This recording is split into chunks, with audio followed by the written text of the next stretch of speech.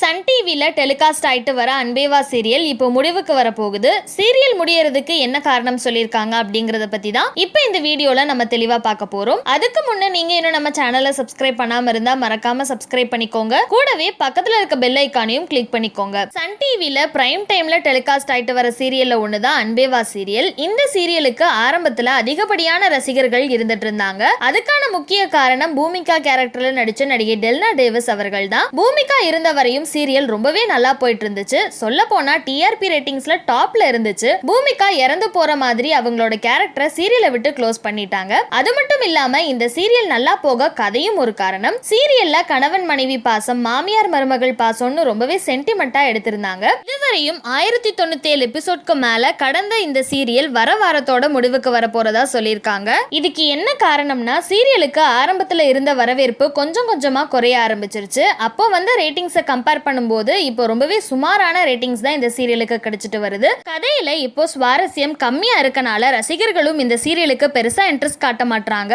இந்த ஒரு காரணத்துக்காக அன்பேவா சீரியலை முடிவுக்கு கொண்டு வர முடிவு பண்ணியிருக்காங்க. இந்த சீரியலோட கிளைமேக்ஸ்ல பூமிகாவை கொண்டது வாசுகி தான், கண்மணி இல்ல அப்படிங்கிற உண்மையை கண்டுபிடிச்சு கடைசியில வருண் கண்மணியை புரிஞ்சுக்கிட்டு ஏத்துக்கிற மாதிரியும் இருக்க போகுதாம். சோ இந்த வீடியோவை பார்த்துட்டு இருக்க நீங்க அன்பேவா சீரியல் முடிவுக்கு வர போறத பத்தி என்ன நினைக்கிறீங்க அப்படின்னும் அன்பேவா சீரியலை எவ்வளவு மிஸ் பண்ண போறீங்க அப்படின்னும் மறக்காம நம்ம கமெண்ட் செக்ஷன்ல கமெண்ட் பண்ணிக்கோங்க. மேலும் இது போன்ற இன்ட்ரெஸ்டிங்கான அப்டேட்ஸ் தெரிஞ்சுக்க நம்மளோட சேனலை மறக்காம சப்ஸ்கிரைப் பண்ணிக்கோங்க.